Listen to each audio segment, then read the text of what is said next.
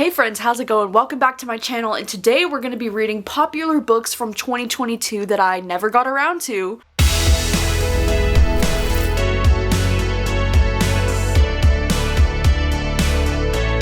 So basically with these books, I looked at the Goodreads Choice Awards from 2022 and there was a number of books that either won certain categories or they came in second place, like runner-ups in certain categories, and I thought to myself, like, I never got around to reading those in 2022, and some of them were books that I really wanted to read and some of them were books that I, had just heard really great things about, and I thought maybe I'll give it a shot. And so today I'm going to be reading 4 books that were really popular in 2022 that I never got around to. However, before we do jump into the video, I just wanted to say a huge thank you to Book of the Month for sponsoring today's video. Book of the Month is a super popular and fast-growing online book service for readers. Their mission is to promote new and emerging authors and help readers discover the books that they love. Book of the Month is one of my biggest resources for finding new books because I swear Book of the Month will always have a pick every month that I've never even heard of but sounds so good. And how this works is that their team vets the hundreds of different releases that come out every month and they pick the top few that they think their audience would be the most interested in. Sometimes they only have 5 selections, but other months they have more. Like this month they have 7 options. I feel like Book of the Month is always so great because they're always choosing books within some of my favorite genres. Like they've almost always got a mystery thriller pick. Now there's a lot of romance in there, but there really is something for everyone. They have fantasy picks every now and then. They have historical fiction, contemporary literary fiction. They've got it all. Plus, Book of the Month is risk-free because you can skip any month with no penalty. However, I guarantee that you're not going to want to skip because almost all of the times they have some of my most anticipated books of the year as selections. Like, I get so excited. I think it's like one of my favorite moments of every single month to figure out what the Book of the Month options are going to be. Like, I just get so excited. Plus, they have the best prices for new hardcover fiction books because if you walk into your local bookstore right now, you're going to find a new hardcover book for anywhere from like $26 to $28. But this month, when you use my code gabbyreads, you can get your first book for just $9.99. I think it's absolutely incredible that Book of the Month is still doing this deal, and if you still haven't taken advantage of that deal, I don't know what you're waiting for. In the month of January, they have 7 different selections, and it was so hard for me to pick which 2 that I wanted, but I ended up going with Lunar Love. This one is a romance novel that I've been super intrigued by. The premise just says, while helping clients achieve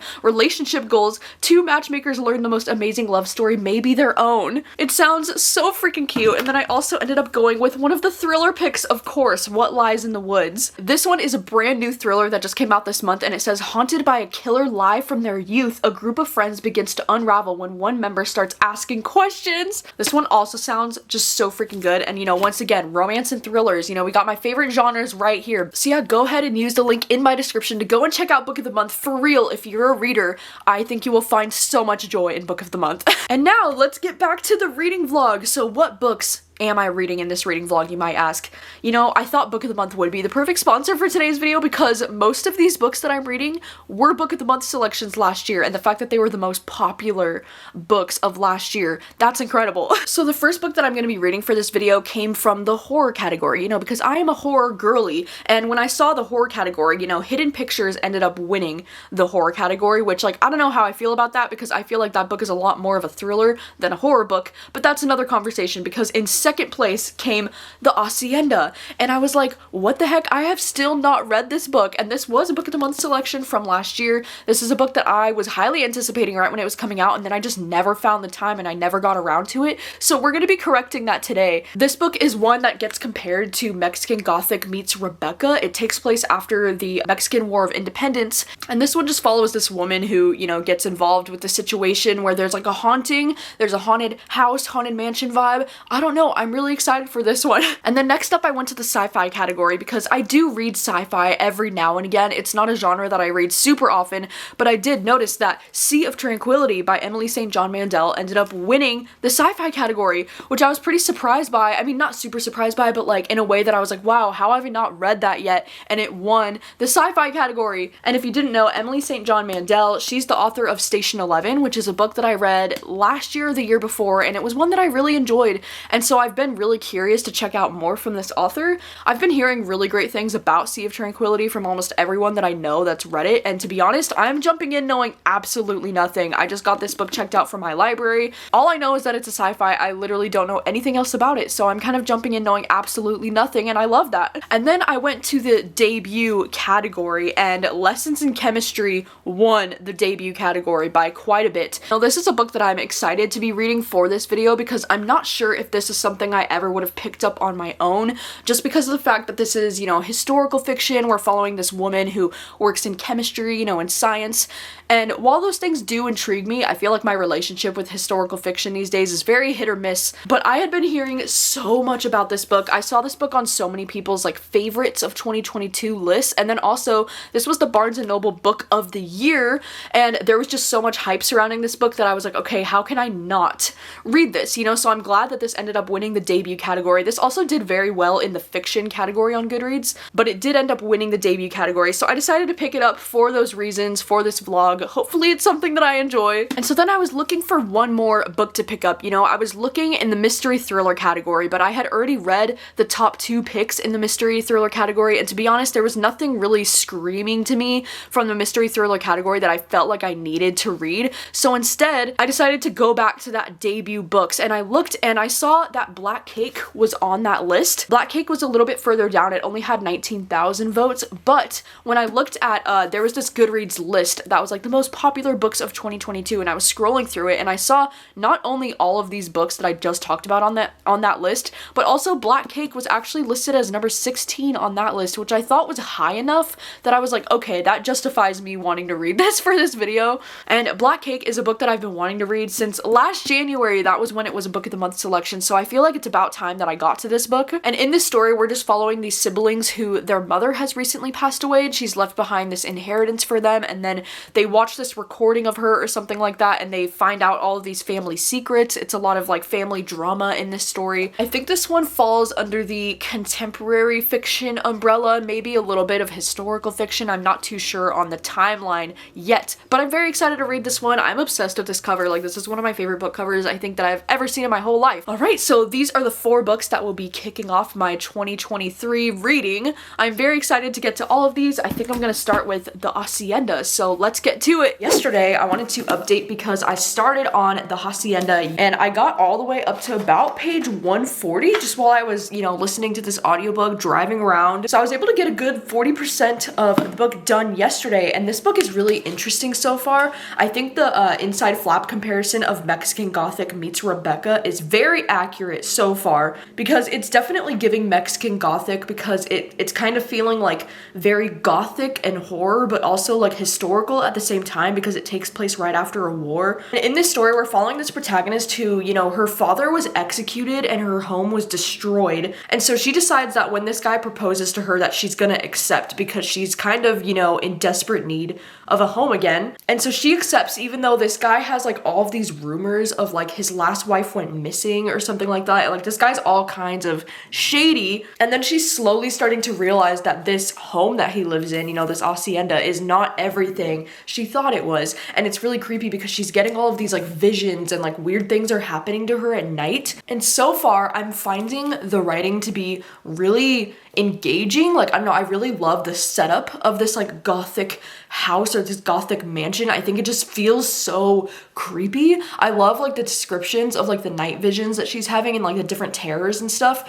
But I also feel like because the writing feels a little bit historical, I'm having trouble getting as invested as I would otherwise. Like, I kind of felt very similarly actually about Mexican Gothic and how I thought it was a little bit hard to get into because of the historical feel of the writing. And that's just with like my personal reading taste because I don't read a lot of historical fiction. But also there's this kind of like forbidden romance that I feel like is starting to happen, and that, to be honest, is the #1 thing keeping me invested in this story so far, because there's this guy named Padre who is a young priest, and it says on the description he will have to rely on his skills as a witch to battle the malevolent presence haunting the Hacienda. And I was like, wait, because when I was listening to this on audio yesterday, she was like, you're a witch. And I was like, wait, he's a witch? And I was like so confused. I was like, there's no way that's right. And then I just read the description of the book and I was like, oh my gosh, it says in the description that he's a witch. Which, you know, this makes so much sense because I was looking up books that feature witches like earlier this year, and this book kept popping up on the list, and I was like, there are witches in this book? Like, what?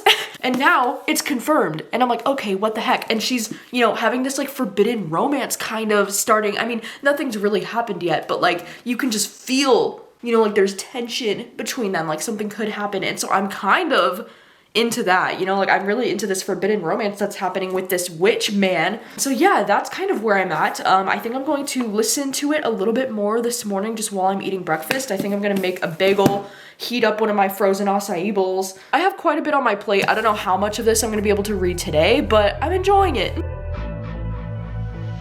I've been giving you the worst of me.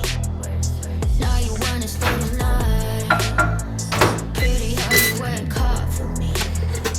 We're forgetting how to talk. Nah, I don't like no longer beats. Just go and slice it up. Now it's time to marinate.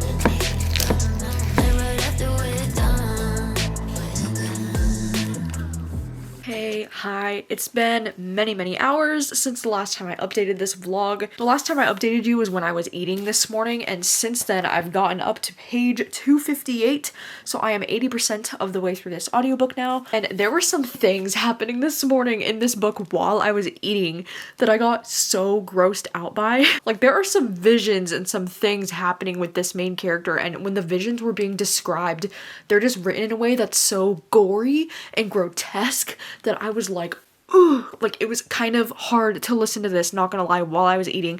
I think it was just like that one particular scene that I was like, oh god, like what is happening? But overall, I'm still having similar feelings about it. I'm feeling like this book is just so well written. It's very atmospheric. It feels like I'm there.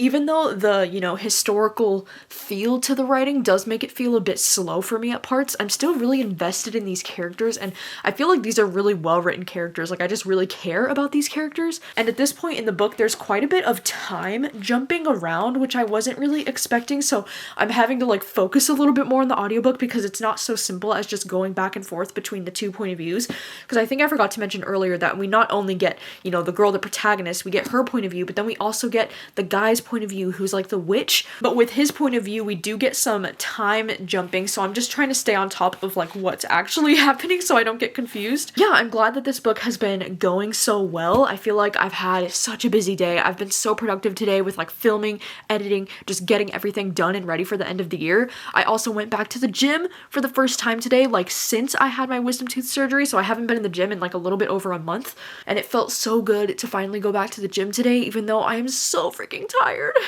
And now I'm just waiting for this video to finish uploading back here so that I can, you know, go to bed and just like chill. I've been giving you the worst of me. Now you wanna stay the night. Pretty how you work hard for me. Why forgetting how to talk? No, I don't like no hunger beats. Just go and suss it up. Now it's time to marinate. After we're done, I've been giving you the worst of me.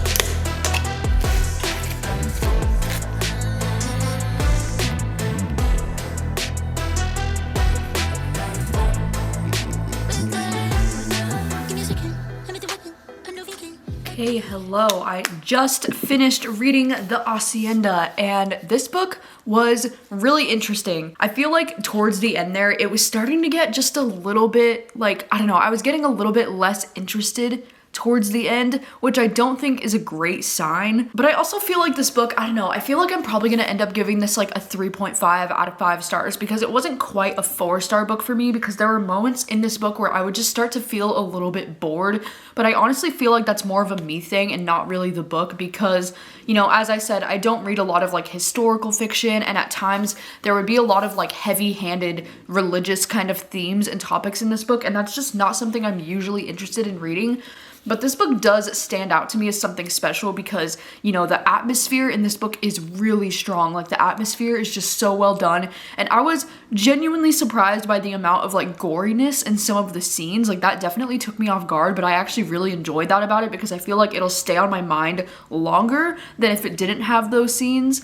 I also was very surprised by the romance in this book and how much I became invested in that storyline. And honestly, like that was the part of the storyline that kept me the most intrigued throughout the book, and it kept me wanting to come back to it because I was really invested in this romance. I also think it's interesting because, you know, I just read the author's note at the end of this book, and it's interesting to me that this author actually has, her education is in history, and so she specifically chose this time period. And so I think it's really interesting that she chose this time period specifically to write this book in, which is just like a few years after the War of Independence in Mexico. And you know, while she says this is not like this is not meant to be like an educational book in any way, because at its heart it's a horror novel, but at the same time I do think it's interesting to learn about this history because I know next to nothing about, you know, the Mexican War of Independence, and so it was interesting to learn more about it. I was also, you know, just out of curiosity, because I've always said that I love things that are gothic, but then I feel like sometimes I read things that are classified as gothic and then I'm like, I don't know if I love gothic things as much as I think that I do. And so out of curiosity, I just looked up the definition of gothic literature. It says it's a genre of literature that combines dark elements, spooky settings, conflicted and disturbed characters into a whimsically horrific, often romantic story. Yeah, that does sound like something I should love. I feel like my thing with gothic books, I guess, is that when the gothic vibes are combined with like more of a historical setting, then I think that's when I kind of struggle to get into it for some reason, because I'm trying to think of a lot of the gothic books that I could, you know, compare this to, which would be, of course, Mexican Gothic and Rebecca, which Rebecca was a book that I ended up DNFing because I couldn't get into it because the writing just felt so historical too, in a way. Like, I don't know what it is, but I feel like with all three of those books, you know, there is like, it's gothic, but it's also combined with like a historical feel to it. So I just feel like sometimes that's kind of hard for me to get into personally. But I do like gothic, you know, I do like gothic literature as a genre. I guess I'm just very specific about what kind of books I like that are gothic, you know? But yeah, overall, this was a good time. I'm glad that I finally read it because this is a book that I've been wanting to read for like half a year now, so that's pretty great. And I think next I'm going to start on Sea of Tranquility by Emily St. John Mandel. And I'm really excited for this one because I actually have zero idea what it's about. Like, I don't even know what it's about. All I know is that it won the sci-fi category. So I'm pretty excited for those reasons.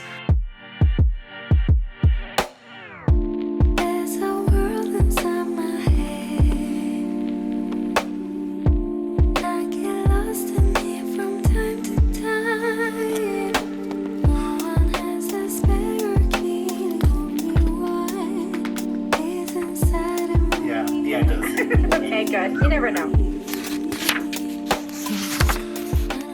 Hello. So I wanted to do a quick update because I'm currently reading Sea of Tranquility and I am 46% of the way through the audiobook now, which puts me at about 115 pages in, which is almost like about halfway through the book, so I figured it would be a good time for me to do an update. I feel like I'm struggling to even talk about this book because I'm a little bit confused, if I'm being honest, and I think something that's a little bit confusing but also unique about this book is the fact that each part of this book takes place in a different year, and I'm talking very different. Like, the beginning of this book, part 1, takes place in the year 1912, and when I was starting it, I was like, oh god, because, you know, I was like, is this gonna be very, like, historical? But I was like, okay, but it's sci-fi, so, like, what the heck? And then after part 1, which was also very short, by the way, part 1 was only 36 pages, and then in part 2, we jumped to the year 2020, which was interesting, you know, because we jumped to a point where it's, like, right before the pandemic really broke out, and then part 3, we jumped to the year 2203, like, very far in the future, and part 3 was probably my favorite section of the book so far because we're following this author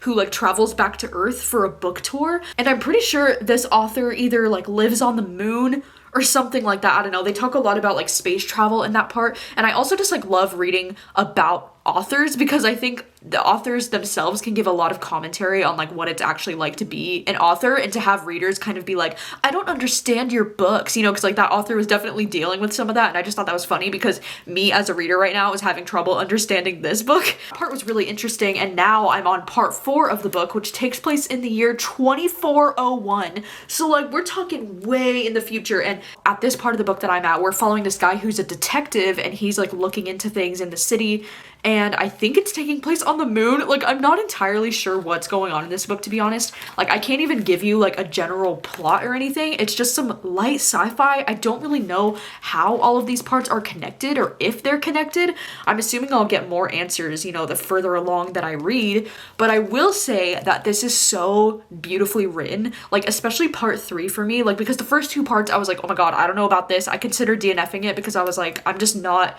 getting invested. I don't know what the fuck is going on. And then by part 3, I really started to get into it, and I feel like part 3, the writing is just so gorgeous. Like, I loved so much of the quotes and like the inner dialogue that this author has in her head. Like, it was just really interesting in part 3. It looks like there's a total of 8 different parts in this book, but this part that I'm on right now, part 4, is the one that takes place the furthest in the future, and then it looks like every part after this starts going back in the past again. And so I don't know, I'm intrigued. I have no fucking clue what's going on, but I'm really enjoying the writing of it. Her writing, it's like very quiet sci-fi, but it's very like slice of life in a way, and I just really enjoy it. So I thought I would update you. I will update you with more thoughts when I finish it.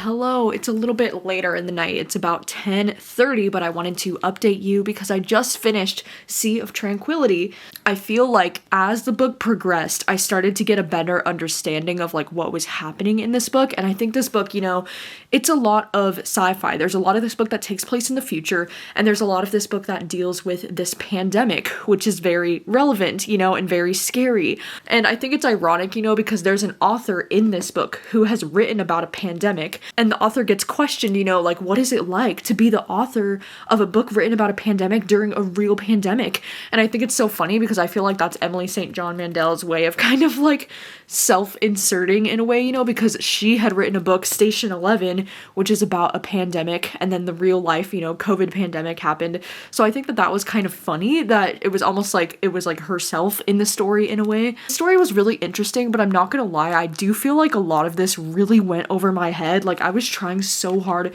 to get the full grasp of like what I was reading, but the time travel aspects of this book did get a little bit confusing for me. But I still think overall I'm probably gonna give this like a 3.5 to 4 stars because I really did enjoy the writing of it, and I do find, you know, sci-fi and time travel so interesting, and that's why I was able to fly through this in one day. I mean, this book is pretty short.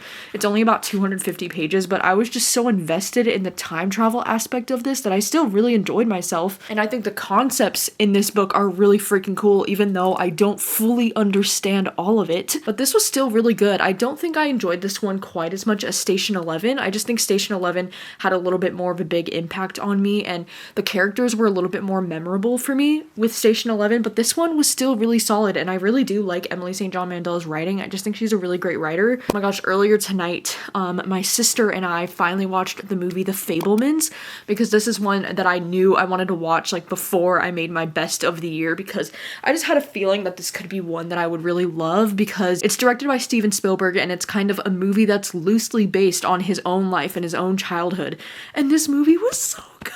Oh my god, I was not expecting to love this movie as much as I did right now. Like, it was so freaking good. I feel like this is like a film lovers kind of movie, because I love seeing someone falling in love with film, you know, and like finding a passion for directing. I think it's so interesting, and I don't know if I've ever seen a movie that's like about a director, so like that was really interesting. I also thought the characters were just so well fleshed out. I mean, you can really tell that this was like based on his real life because of how real all these characters felt, and their situations felt so real, and the acting was so good. I mean, Michelle Williams played his mom, and Paul Dano played his dad, and they were both so incredible in it. Like, all the acting was top tier, and like that final last shot of the movie, like, fucking chef's kiss, god tier, so good. The movie just made me feel so nostalgic for, you know, when I was in high school and I was like in a film production class, and I used to be really passionate about, you know, film and editing. I mean, I still am, but like I really used to be passionate about it. Like, I was gonna go to college to do film editing. Like, that was gonna be my major at first. And so it was just so good, and it was so inspiring, and I cried towards the end. Like, wow. I just didn't think that I would love The Fabelmans as much as I did. Like, that might be in my top 3 or top 5 favorite movies of the year.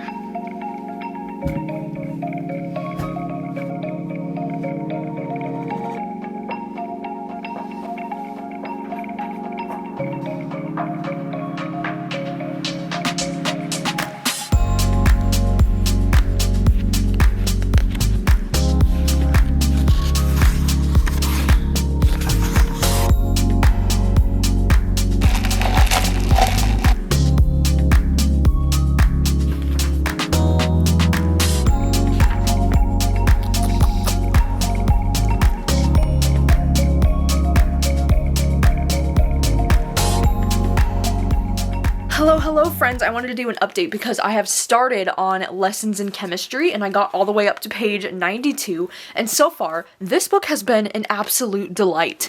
You know, this was something I was kind of nervous about reading because I had heard, you know, this book takes place in the 1960s and we follow this woman who works in science, and I just wasn't sure if this was going to be something that would be like up my alley, you know, because lately historical fiction has just not been hitting for me, but I feel like I am just immediately, you know, connecting to this character, and I really love this protagonist that we're following. Her name is Elizabeth Zott, which is like one of the coolest names I've ever heard. And it's really cool, you know, because she works in science and it takes place in the 1950s at the beginning, and then part of it also does take place in the 1960s. But we kind of follow her as she's, you know, she got this gig where she's going to be hosting America's most like beloved cooking show called Supper at 6, and she's like teaching women across America how to cook. And there is already so many great conversations and discussion happening about, you know, how difficult it can be to be a female working in the science field, but like any field really, but also like specifically the science field. Like there's this direct moment where this guy's like, wait, you're telling me that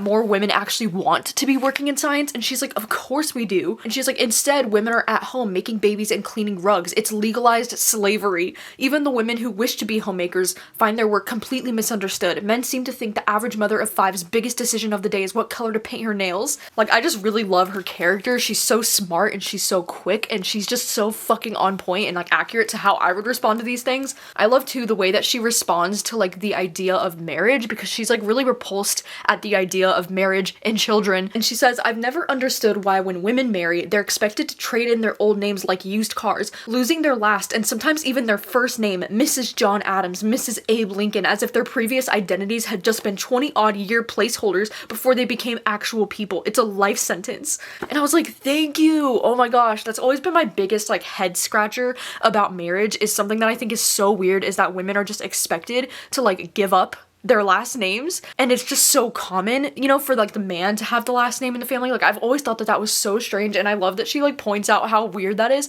and he's like, it's not that big of a deal, you know, like this guy that she's with in this book, he's like, it's not that big of a deal, and she's like, then how about change your last name? And he's like, wait, what? Like that's not tradition. And like just because something's tradition doesn't mean it's fair or doesn't mean it makes sense.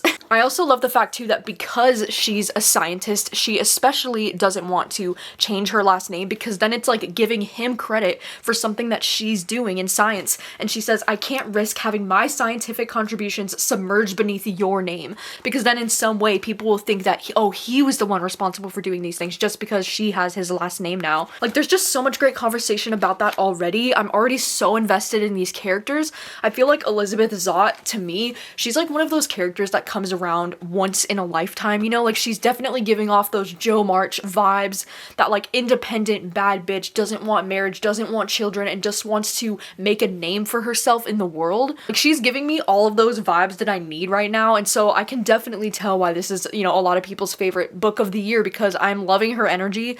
I also just in general, I'm really loving the writing in this. Like I'm finding the writing to be so captivating. I just got to the end of chapter 10, and that last line of chapter 10, I was like, hold the fuck up, what? Hello, it is much later in the afternoon on the following day. I haven't updated you since late last night, but I have been reading quite a bit of Lessons in Chemistry today. I've just been like laying on the couch this whole afternoon reading, and I'm on page 246 now, and I am loving this book so much. Like, I'm loving it so much more than I thought I would. I feel like I didn't do the best job of explaining like what this book was about yesterday, because I think the thing that was a little bit confusing for me is that the beginning of the book starts with a flash forward that takes place in like the early 1960s, but then most of the book at the start, you know, we jump back to like 10 years before that, and then we kind of get to hear Elizabeth's life story as she's leading up to working on this, you know, TV show that she was known for, because I kind of talked about in the beginning how she's kind of known for having this like cooking show, but the cooking show doesn't really actually happen. Like, we get to see a glimpse of it at the beginning, but then we don't actually get to the TV show until a little bit further into the book. But oh my god, I'm just loving this so much. Like, I'm already so attached to these characters. Like, Elizabeth is definitely like a new favorite character of all time for me. Like, I just love her so much. She's so smart, she's so witty, she doesn't take shit from men or from anyone, because there's so many things that'll happen at her job because she's a woman, and she'll be like, oh well, are men getting the same treatment? And they'll be like, why would they be doing that? And like, all of her points she's bringing up are just so relevant, and she's just so fucking incredible. I feel like this book also just has such a unique writing style that I just really love. Like, at times we kind of get, not like directly, but we almost kind of get the point of view of this dog, who's like honestly one of my favorite characters in this book too. Like, I just love the dog so much. I just think the writing in general is just really unique. Like, I've never really seen something quite like this done before, but I really love it. I've also just gotten so attached to some of these characters, and the way that this book has described, you know, going through grief and going through different things is like really hard. I also too, like, I love the discussions in this book about religion and how, you know, people that are usually very educated in science have a hard time with religion, or it's not really something that they believe in. But I think this book is also doing a good job of like showing both sides, and I think the conversations are just so powerful. I'm personally not a religious person myself, and I'm definitely more of a person that believes in science, but I also do like to see both sides of that conversation, you know? Like, I think it's really interesting. And I love too, there's this one conversation between these characters, and he says, but people need to believe in something bigger than themselves. Like, that's a big argument for why people believe in God or have a religion. And I love that this character says, why? What's wrong with believing in ourselves? Anyways, if stories must be used, why not rely on a fable or fairy tale? Aren't they just as valid a vehicle for teaching morality, except maybe better, because no one has to pretend to believe that the fables and tales are true. But then I also do like getting, you know, a second point of view when it comes to religion, because then we get in the head of this woman who is religious, and she says, in her opinion, believing in God was required, like brushing teeth or wearing underwear. Certainly all decent people believed in God, because even indecent people, like her husband, believed in God. And I feel like that's also such interesting commentary, because I do feel like sometimes, especially in certain situations when you're growing up, believing in God is almost just like expected, or just like something that everyone does, so people don't really question it. And I also love that conversation about how like everyone thinks that decent people must believe in God. I don't know, it's just such an interesting book. It's just so much more fascinating than I thought it would be. It's so much more well written than I expected it to be, which, like, yeah, maybe I should have had higher expectations for this, considering it was like the best book of the year for Barnes & Noble. But after being pretty disappointed by some books last year, like Tomorrow and Tomorrow and Tomorrow, I was just like, you know, maybe some of these really popular books just aren't for me. But with this one, I'm obsessed. Like, I'm loving this so much. I love Elizabeth's character so much. I just love her. I have about this much left, so I'm definitely planning on finishing this up tonight. Right now, we are getting ready to go out to dinner. I'm gonna go out to dinner with Rachel and Obed.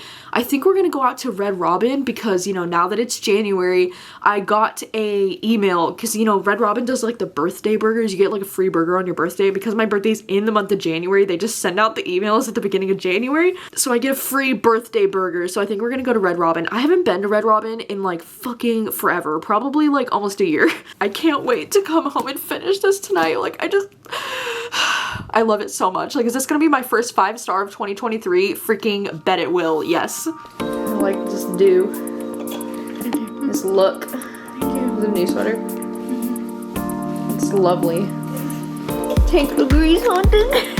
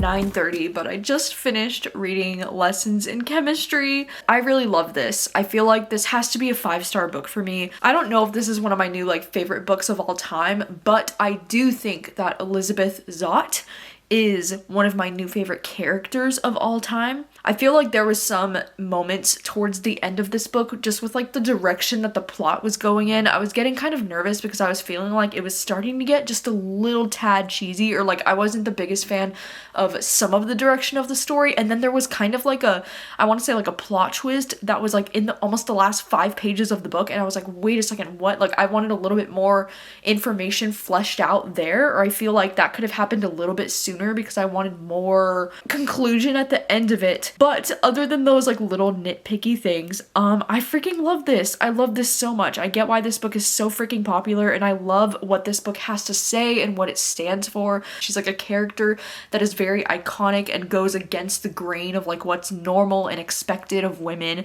and I just love that so much. And I love all of the discussion in this book. Like there's just so many great quotes and moments. I also just love the way too that this character can relate almost anything back to science. You know, like I love how so much of her cooking show is not only about like, you know, cooking and like making meals that are good for your body, but it's also like she's able to talk about it in such a scientific way and make people care about the chemistry and the science behind food, and how basically cooking is a science in a way. And I love too, there's this quote where she says, "Courage is the root of change, and change is what we're chemically designed to do." I just loved it so much. I feel like this was like the perfect book for me to read going into 2023, because I feel like this is a book that's really inspiring and kind of makes you want to rebel against the society norms and like live your own life and do your own thing. And I think that's such a beautiful thing to take away from this story, you know. And I cannot believe the amount of freaking tabs I tabbed.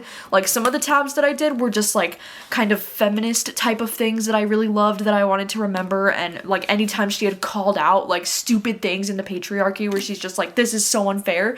And then I also tabbed like different quotes that were like about religion, specifically like religion versus like science and different conversations like that. I also tabbed different moments. You know, as I said, there was some unique parts of the story that were kind of told from the perspective of a dog, and some of those moments were just absolutely fucking hilarious, and so I tabbed a few of those as well. I don't know, I'm really in love with this story. I loved all the characters in this book, and I don't know what else to say about it. I just really enjoyed it. All right, so I'm sticking to my New Year's resolutions this morning, and that is to try new local coffee places.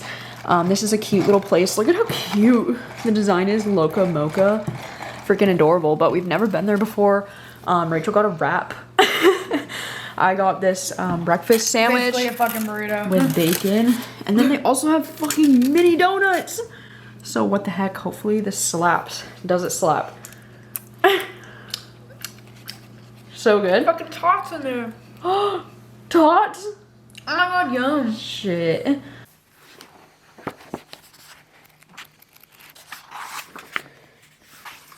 Hello, hi, good morning. I wanted to update you because I have started reading Black Cake, and in fact, I'm about 50% of the way through. I just hit part 3 of the book last night, which puts me at about 194 pages into this one. And so far, I'm finding this story to be just okay. I thought the beginning of this book was really strong. You know, we're following this mother named Eleanor, and she's recently passed away, and she's leaving behind this inheritance to her 2 children. But then very quickly, you know, we're listening to a recording that she left behind, and we start to find out about this family's secrets and like different things that they've kept back from each other all these years. And you know, the book started off really well, I thought, you know, because the writing was really good in the beginning. I was immediately kind of invested in the situation and kind of like learning about the secrets that this mother had. But I feel like very quickly, I just started to get overwhelmed by the amount of characters in this book and the amount of perspectives. I feel like at this point in time, we're getting probably like 10 different point of views. Like I don't even know how many point of views. It's kind of a lot, to be honest. And I don't feel like every point of view or every character is like super essential for like the overall story. I just feel like it's a little bit too much. And it's also just kind of confusing because there's so many characters that start with the letter B that it's like confusing my brain, because there's the 2 children, which are Byron and Benny. There's a Byron, there's a Benny, there's a Bunny, and there's a Bert. Especially with like the Benny and the Bunny. I'm like, why? Like, I don't know why. I hate it in books when the authors authors don't like make the names super clear, because it's like in a story where you have this many characters, you need to have some unique different names, not like Benny and Bunny, because then I just get really fucking confused. I also feel like right now at about 50% of the way through the book, the story's really starting to drag for me, and I just feel like the story could have been cut in half right now for what it is. Like, I just don't think it needs to be as long as it is. I am going to continue listening to this on audio today. I decided that I wanted to get out of the apartment and kind of go down to this park that I used to really love to go to back when I lived in the area, and maybe I can just get a coffee, you know, finish reading this book and just like enjoy the day, you know? I feel like in 2023 I'm trying to embrace the days more, because the weather is like not the best today, and usually I would just be like, well, I'll just stay home, but like no, in 2023 I'm embracing the fucking day. I can tell you my problems, meditating my silence, but I keep pushing my pen, rotating my stylus. Brokenness feeling like sin, now no breath, low dollar. Used to be left on red, now all the girls go holler. Now all the girls go follow, all the fake fans gon' pile up. I need peace to borrow, get that shit right back tomorrow. Somehow all the fans go bravo, smile so much to hide my sorrows. Faith is shaky and vibrato. I can't hold a frown too long, I can't stay down too long. Look, running from pain, running from strain, running from things, running from schemes. I can't hold a frown too long, I can't stay down too long. Look, running from pain, running from strain, running from things, running from schemes. Couple things I know, couple things I show. Okay, hello, I am back home from what ended up being a lovely afternoon of, you know, just being out by the water. It was actually a little bit colder than I thought it would be today. Like, I thought it was gonna be raining, but it wasn't raining. It was like nice enough that I could walk around, but I could like see my breath. Like, that's how cold it kind of still was, and I wasn't thinking it was gonna be that cold. And so I was quickly, like, I was getting so freaking cold, like my hands were going numb, like it was freezing outside. So I ended up going into the local coffee shop that's right in there, and then I ended up finishing the book while I was in the coffee shop, but I was in there for quite a bit. And so I did end up finishing Black Cake just while I was sitting in the coffee shop, and I'm sad that I didn't love this book the way that I thought I would. I didn't love this book the way that I wanted to. I feel like I'm probably gonna end up giving this one somewhere around like a 2.5 out of 5 stars. It wasn't necessarily a bad book. It just really wasn't for me, because while I did enjoy the story of these characters, you know, I enjoyed the story, I enjoyed the family drama, I enjoyed the topics that this book covered. I feel like this book just takes on so much,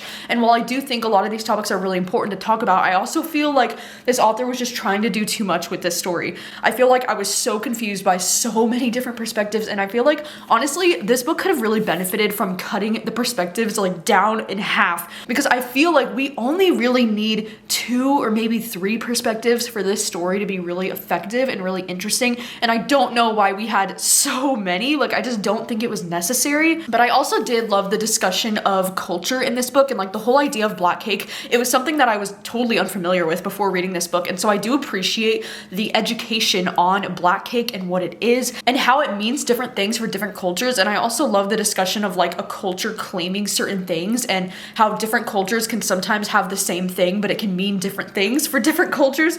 If that made any sense at all, I don't know. But at the same time, I just never felt like I really connected to any of the characters in this book, and I feel like it was because there were just too many characters. And you know, once again, I feel like if this book had only been told from like maybe 2, maybe 3, or maybe even 4 characters' point of views, I feel like I would have been able to connect with them more. But I feel like this book, it was hard to get invested in these characters because the chapters were so short, so you would spend such a short time with that character, and then the point of view would change. And I found the timeline just in general to be really confusing to follow, because the timeline is just jumping all over the place when it comes to like different years. Like, you're jumping back from like the 1960s to the present day, and like it was just really confusing and hard to follow most of the time. So I just wish I cared about this more than I did. I'm kind of bummed, to be honest, because this cover is absolutely stunning. Like, this is one of my favorite book covers I've ever seen in my life. Like, it's gorgeous. So I'm really sad that I didn't like this one as much as I thought I would. Ugh. And yeah, that is a wrap on the first reading vlog of 2023. Oh my gosh, can you believe? While I was sitting there in the coffee shop, you know, right after I finished reading Black Cake, I decided to pick up the second collection of the Orange manga, and I read the first volume. Well, I read volume 4 while I was just sitting there and like, ugh. I know this vlog is not about this manga, but for real, this manga is ruining my life. And by ruining, I mean just like making me so happy. It's making me so happy. I love these characters so much. Like I only read one volume and look at all the tabs. Look at all these goddamn tabs. Like it just makes me so happy. Just look at their cute little faces. I can't deal with the way that this author draws them. They're just so freaking precious in my heart. So this is going very well. I just know this is gonna be a 5-star read for me. I'm obsessed with orange. But that is a wrap on this reading vlog. I read some of the most popular books from 2022 that I've been wanting to read for a while now. And I feel like this vlog was for the most part pretty successful because I don't know if I ever would have picked up lessons in chemistry on my own, but that ended up being my favorite thing that I read for this vlog, so that was pretty surprising. Thank you so much for watching as always. If you've read any of these books, then please let me know what are your thoughts on them, what did you think of them, and thank you so much for watching. I'll see you very soon with another video. Bye.